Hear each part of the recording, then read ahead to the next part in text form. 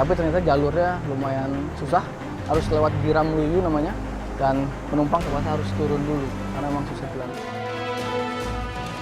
Sekarang saya berada di Timor Leste, dan anak-anak ini mereka tinggal di Timor Leste namun akan bersekolah di Indonesia.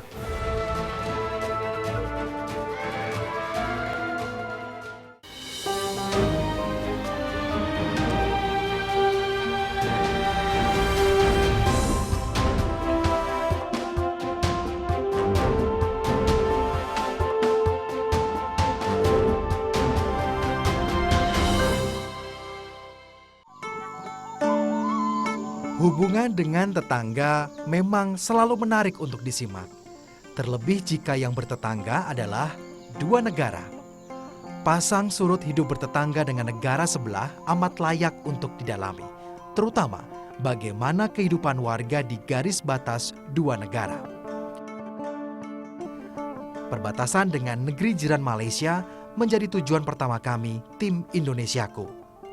Kabarnya, kehidupan warga di perbatasan masih memprihatinkan. Kami pun tergerak untuk memastikan benar tidaknya kabar ini.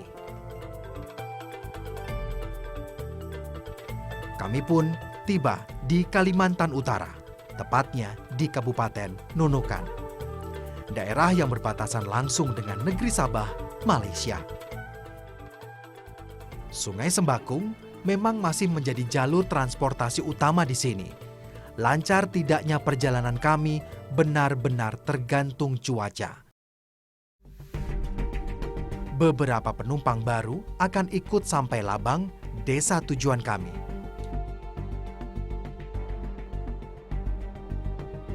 Setengah perjalanan, hujan terus mengguyur perahu kami. Setelah hujan reda, akhirnya kami sampai juga di kawasan Labang. Dari 49 desa di Lumbis Ogong, terdapat 28 desa yang benar-benar berada di garis batas Indonesia.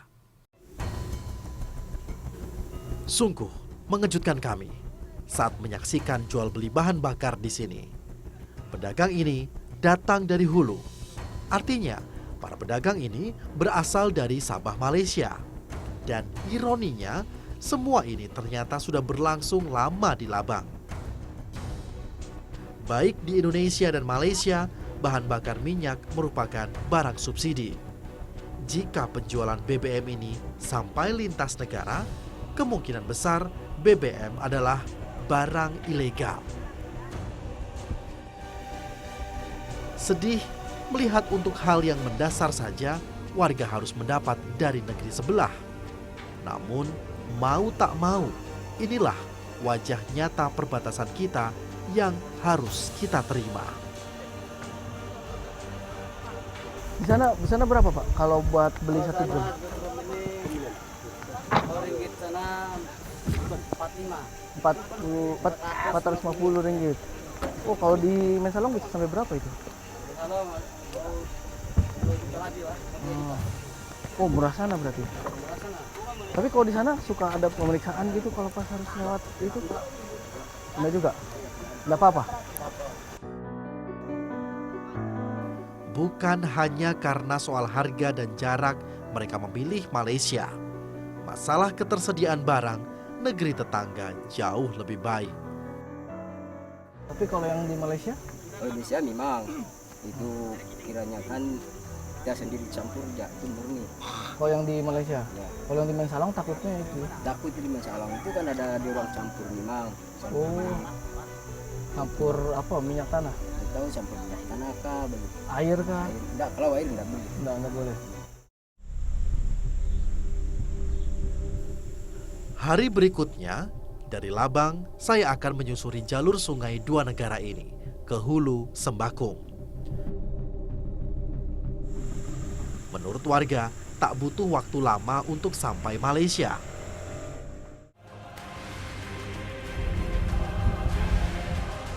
Persis di batas akhir Indonesia, kami bertemu dua longboat yang baru saja kembali dari Malaysia. Saya mau lihat dulu ini yang belanja ke sana kan? Boleh. Dari Malaysia, Martianus membawa 400 ekor ayam petelur. Ayam-ayam ini biasa mereka sebut ayam merah Malaysia. Ayam-ayam ini dibeli seharga RM6 atau sekitar Rp24.000. Sementara di Indonesia, harga jual ayam ini bisa mencapai Rp55.000. Masyarakat perbatasan Sungai Sembakung sudah paham betul kualitas ayam merah Malaysia. Ya pemirsa, dari warga yang belanja ke Salung, ke Sabah itu saja kita bisa lihat ya betapa bergantungnya masyarakat yang ada di perbatasan Indonesia terhadap masyarakat yang ada di Malaysia. Lepas selain karena mereka saling berkeluarga juga, harga-harganya juga lebih murah. Dari ayam, guci-guci buat nikahan itu juga lebih murah. Padahal kalau dihitung ongkosnya nggak murah juga. Ini pulang pergi habis 6.800.000. Tapi dibandingkan dia harus ke Nunukan sana, ibu kota kabupatennya, masih jauh lebih murah lewat sungai ini.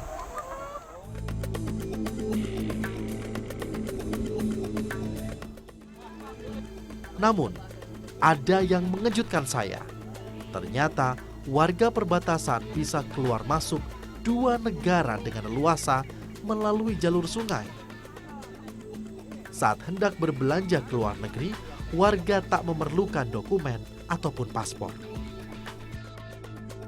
Kan lewat-lewat sana nggak ada apa-apa, misalnya diperiksa kah atau apa gitu?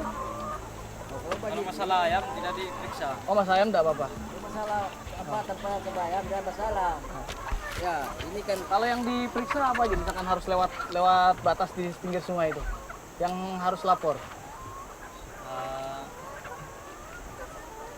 Kalau kita pas lewat batas lintas. Pas putih. Tapi ini bawa pas putih atau enggak? Ada. Ketergantungan masyarakat perbatasan Indonesia kian jelas. Tak berlebihan rasanya jika ada yang bilang, Garuda di dadaku, Malaysia di perutku. Pahit memang, namun inilah kenyataannya. Akhirnya, tibalah saya di desa terdepan Malaysia, yakni Desa Bantul. Saya harus membuktikan seberapa bebas dan seberapa cair perbatasan Indonesia-Malaysia melalui jalur sungai. Dan saya pun harus menempuh resiko perjalanan yang cukup berbahaya.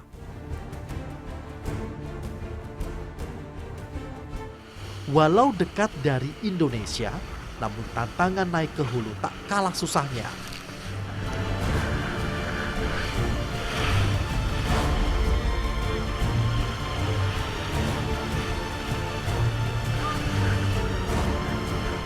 Di kanan kiri, mulai terlihat perkampungan pesisir sungai negeri Sabah. Sepintas, tak ada beda antara kampung Indonesia dan tetangga. Hanya beda bendera yang berkibar saja penandanya. Tapi harus diakui, kampung-kampung di sini jauh lebih tertata rapi. Sebagai catatan, Sabah termasuk salah satu negara bagian termiskin di Malaysia. Namun ironisnya, kemajuan pembangunan masih jauh lebih baik daripada beranda Indonesia. Ya, bisa akhirnya saya bisa sampai juga di Desa Salung yang masuk dalam negara bagian Sabah Malaysia tanpa surat izin, tanpa paspor atau tanpa pas lintas batas sekalipun, hanya lewat sungai saja. Aman-aman saja karena memang terbuka, dan disinilah memang tempat biasa warga dari Lebang dan yang lainnya itu berbelanja untuk kebutuhan mereka. Inilah wajah sisi utara perbatasan Indonesia dengan Malaysia yang memang cukup memprihatinkan. Lantas, seperti apa sisi perbatasan Indonesia yang lain? Kami, tim Indonesiaku, akan menuju batas sisi selatan negeri ini, tepatnya di perbatasan Indonesia dengan Timor Leste.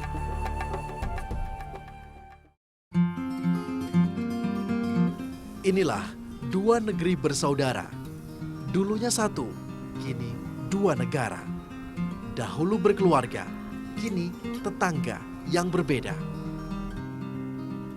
Hampir 15 tahun sudah pasca memisahkan diri dari Indonesia, inilah wajah kota Dili. Setelah 25 tahun jadi bagian Nusantara, Timor Leste memilih hidup mandiri.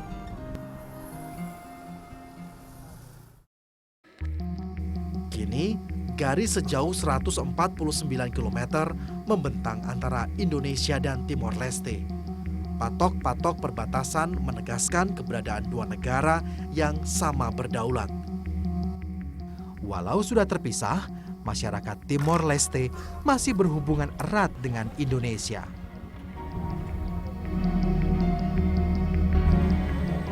Dolar dengan rupiah, tukar dolar, tukar dolar.